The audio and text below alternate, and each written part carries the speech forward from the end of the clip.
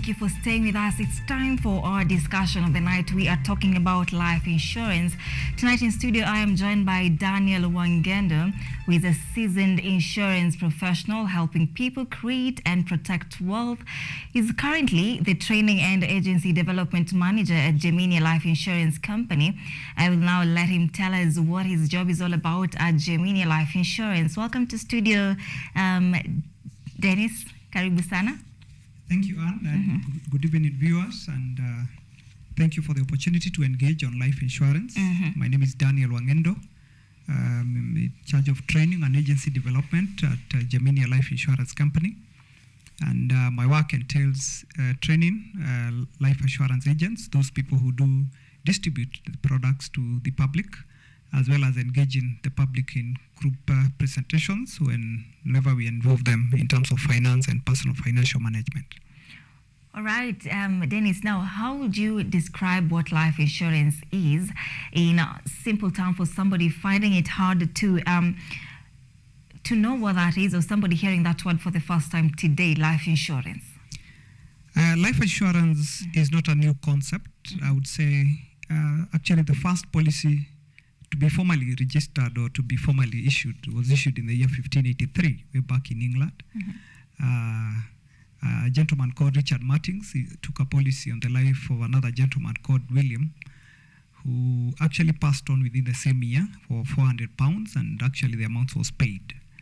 The other concept that I can be able maybe to raise the issue is that life insurance was practiced way long before in Africa, using various systems.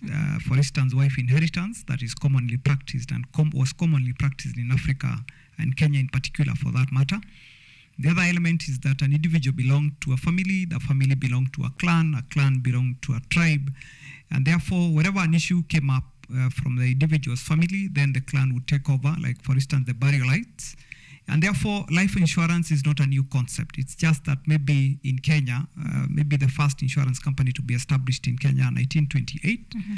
And therefore, the issue surrounding life insurance is as simple as that. So it's an agreement between one person called the proposer, or somebody who is taking up a life insurance policy, and then another person, that is a life assurance company. I'm using the word person as a legal person to the extent that even an organization is a person to that extent. The individual contributes an amount that is supposed to secure a certain promise by the life assurance company to the extent that if something happens that is mentioned within the policy happens, then the life assurance company is able to compensate the individual or the dependents of the individual if the individual is not there. All right, now, so what are the benefits of having a life insurance, Dennis? Wow, this is wonderful. Benefits of having life assurance are enormous. There are so many. Like number one is savings. You're able to have a disciplined mechanism through which you can be able to put up money on a regular basis or even on an annual basis, depending on your ability to pay premiums. And then at a particular point in time in future, you're able, of course, to redeem that money that can be used to be put in several projects depending on your plan in future. Number two, you can be able to use life assurance policies for retirement planning for those people who are young. Majority of them could be starting employment at the age of 25 years. They have a span of about 35 years to save for the purposes of their retirement. You don't think about retirement when you're 55 or when you're 59 years old. You start thinking about retirement when you're still young. So number three, you still do what you call tax planning. You know, from the 1st of January or January of 2003, the government came up with what you call the tax relief benefit, whereby anybody contributing in a life assurance policy in Kenya gets what you call 15% of the premiums is deducted from their payee before the employer remits such amounts, or even at the time of filing your returns, you are able to use that as a as a way of recovering the amounts that you've already paid to the government in form of taxes. Number two, you're able to use life assurance policies for the purposes of ensuring that you have a peace of mind as an individual, be it a breadwinner or somebody who has loved ones who they depend on, and therefore you have that element of believing and knowing that even if any eventuality comes up and happens, your loved ones will have something to fall back onto in future. Among others, we are talking of an individual, corporates, like organizations and even SMEs have an opportunity to take up such products for the purposes of making sure that their employees are well motivated and they have that peace of mind while working, because they know that even when something happens while still under employment, then they are beneficiaries or dependents, have something to fall back onto, and their future is somehow safeguarded in future. All right, my director has just reminded me that I've called you Dennis for the second time. I'm sorry about that. So anyway, how does one choose the best insurance company now to cover specifically for life insurance? Okay, when it comes to choosing insurance companies, number one, maybe I can be able to indicate that any insurance company in Kenya, as long as they are operating within the boundaries of this country, are regulated and supervised by Insurance Regulatory Authority. And to that extent, I would say that all companies offering life assurance companies are legitimate to do so within the jurisdiction of this country. Number two, the other element that you can be able to look at is the stability of the company in terms of honoring claims and paying up the payouts that they have promised the customers that they're going to pay out at the right time in future. Number two, you need to maybe, if possible, and much of this information is within public domain, you can be able to check out on the professionalism of the persons managing those organizations, their qualifications and technical know-how and expertise, as and when you would wish to move on in terms of taking up such. The other thing could be in terms of the people distributing the products from these organizations, how well are they versed with the products they are distributing, and so forth and so forth. Then you can be able to pick up depending on your needs as an individual and your aspect in terms of what is this that you want to invest in future. Yeah. Now tell us about the different types of life insurance policies and what to look out for when selecting one to commit to. Wow. When it comes to different types of life insurance policies, I don't know whether to start with the individual or the corporate. Let me start with the individual. Individual, yeah. We have the oldest and the simplest form of life assurance policies called term assurance policies. Term assurance policies are commonly used when it comes to issues to do with, for instance, credit life protection. These are policies that are normally effected by lenders like banks and microfinancial institutions or SACCOs on the lives of those people who take loans with them, such that in case the borrowers happen to pass on, then the amounts that have been taken up in terms of loans are recovered from the life assurance companies, and they are able to clear off the loans, therefore giving the peace of mind to the people who have been left behind by their parents. Number two, such policies are also used for funeral policies across the country. You can imagine what would happen if such policies were not there. So what normally happens is that you take up such a policy in case of demise, then the family members or the dependents are paid an amount of money, majorly processed within 48 hours for the purposes of assisting in managing the send-off of a loved one. The second type of life assurance policies are called whole life policies. These ones you take up today and it moves with you all the duration, the entire duration of your life until, if I have to use that word, until you're no more. These are policies that you normally use to transfer wealth or resources from one generation to the other, because you never get paid as an individual, the one who has taken the policy. The policy benefits are normally redeemed by the individuals who've been left behind. The most common types of products is endowment policies, and these are the products that you'll find mostly 80 to 90% of products being distributed in the industry by life insurance companies, be it education policies, be it savings, or be it for the opportunities of you to get some income in future most of them fall within the category of endowment policies. So these ones provide an opportunity for you to save. You have a disciplined saving mechanism, as well as offering what you refer to as, in technical terms, protection on you as an individual, such that in case a policyholder happens to move on to the other world, then you will say that the family has something to fall back onto. And of course, we have pensions and annuities, commonly again distributed through the same platform. And at the end of the day, again, we have investment products where you can be able to take up a product based on the amounts that you contribute. Then you get returns commensurate to the amounts. And again, depending on where the organizations are able to invest, majorly on government securities as prescribed by law. Yeah. Right, now that we know the types of insurance policies, now let's tell us about now the buying guide for a life insurance. If I have to be very specific, a buying guide for life assurance products starts with the needs that you do have as an individual. Yeah. Number one, you need to understand your life, what you call the lifeline as an individual. What age are you? Where and how do you want to move on in terms of the other years ahead of you? For instance, if you're 35 years of age and you want to retire at the age of 60, you have 25 years to go. So what are the other milestones that you want to undertake between the age of 35 to the age of 60? So as an individual now, you need to come up with a way of analyzing the needs that you have as an individual. So we do advocate for what you call personal financial needs analysis, where you are able to understand and to provide a span of where and how you want to invest in future and what the needs that you have in future.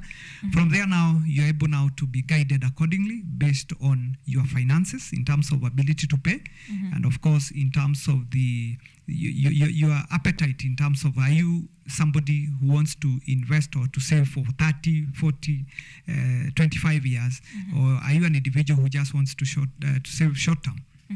So depending on the needs that you have in future, then we are able now to guide you accordingly and provide a commensurate product that is able to suit your needs as an individual. Yeah. Now, Daniel, I understand everything has a disadvantage, everything. Now, tell us about the disadvantages of signing up for a life insurance. Wow, for the 20 plus years that I've been in the industry, I'll be very sincere. Yeah. Anybody who has understood the needs of a product and they have signed up for the product and they have paid and honored their payments the way they're supposed to do, I can guarantee I have never seen anybody talking about disadvantages. Actually, I would rather talk about disadvantages of those who do not take policies rather than disadvantages of those who have. So an individual who signs up for a product, I can guarantee the advantages are close to 100% if I have to say that. Yes. So who needs life insurance specifically? Is it the old, the young, a newly born child? Who needs it?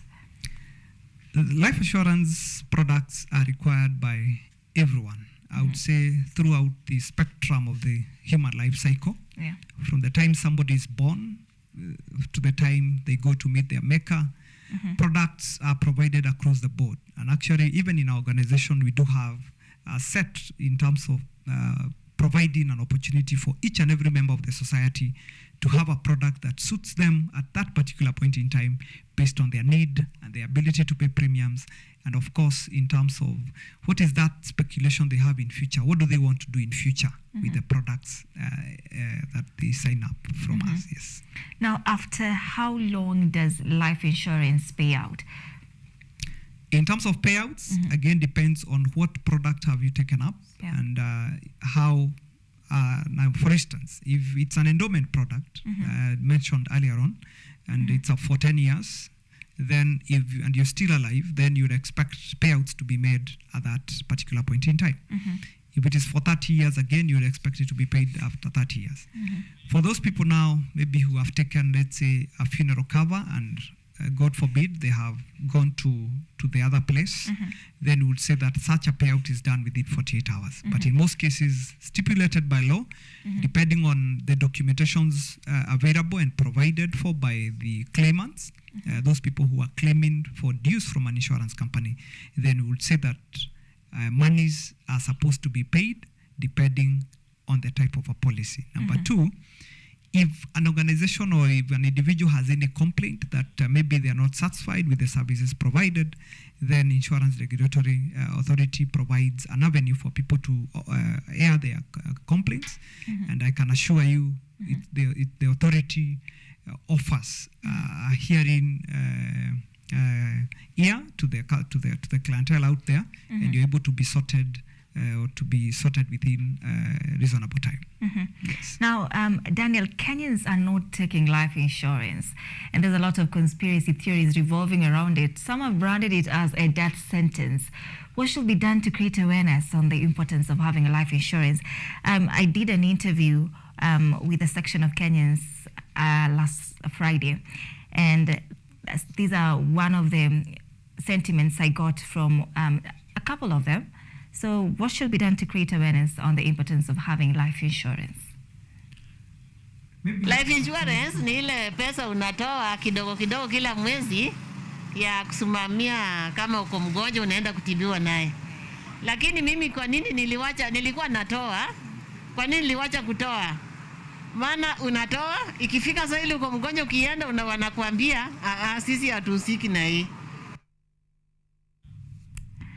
That was just one of them. That the lady was saying she no longer takes life insurance because it's not serving her. So what should be done to create awareness on the importance of life insurance? Maybe I would wish to veer off from that belief. For the purposes of this interview, I would say that Kenyans have taken up life assurance policies. For instance, what percentage? For instance, the year maybe I can. For instance, the year 2021, close to over 35 billion Kenyan shillings was paid by persons in this country for the purposes of their life assurance policies. Yeah. So, in maybe comparison to GDP, maybe the entire 2021, we would say about 1% of what was contributed within the nation. And therefore, the belief that maybe according to the videos I listened to, I would say that majority of Kenyans may not have had the ability to hear or to get people to educate them or to create awareness to them. Right. But a better percentage of Kenyans have life assurance policies, and they have appreciated the need for life assurance policies. Maybe one of the ways through which that we can be able to promote the same is through entrenching the same within the curriculum that we do have in our nation, right from an early age.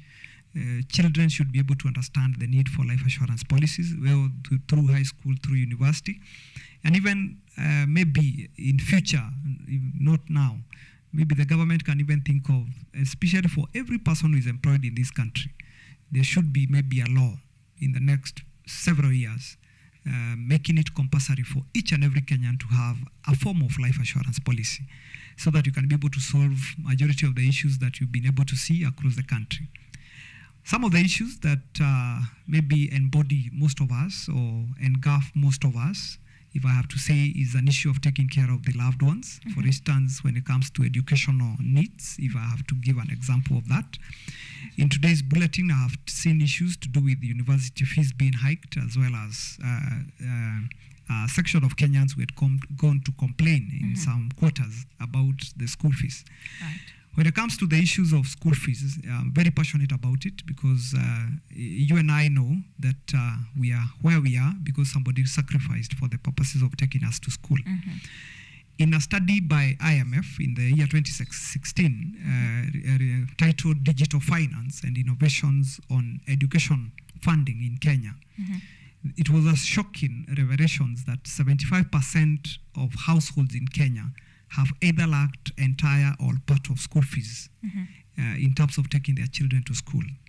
Education policies within the endowment platform in life assurance companies offers you an opportunity to save long-term for the purposes of taking care of your children. All the loved ones or your brothers or sisters or grandchildren that you could be taken care of in terms of educating them in the future. Secondly, if you do not take care of them now, We normally say that a decision delayed is a decision denied. In terms of you delay making decisions for the children's education today, for instance, for those who have young ones, or those who are taking care of their brothers or grandchildren or loved ones. You will not postpone their need to go to school in future. And therefore, it is important for you as a parent to make sure that besides other capital expenditure or recurrent expenditure, an amount, X amount, preferably 10% or so, if you have the income, then you can be able to set aside that for the purposes of taking care of the educational needs in future. Of course, we cannot be able to deny the fact that retirement income is a big issue when it comes to our society. You have seen grandparents and our parents suffering out there. And therefore, it is an opportunity for each and every person who is making a coin or 2 coins or 3 coins out there to make sure that they safeguard the future by making sure that they save for the purposes of future consumption as an individual. Yeah. All right, Daniel, thank you so much for making time for us tonight. Allow us to conclude it at that point. This is a very big topic, and I think we will have another segment to talk about it in depth. We are taking a very short break at this point. You're coming back with more sports, so stay with us.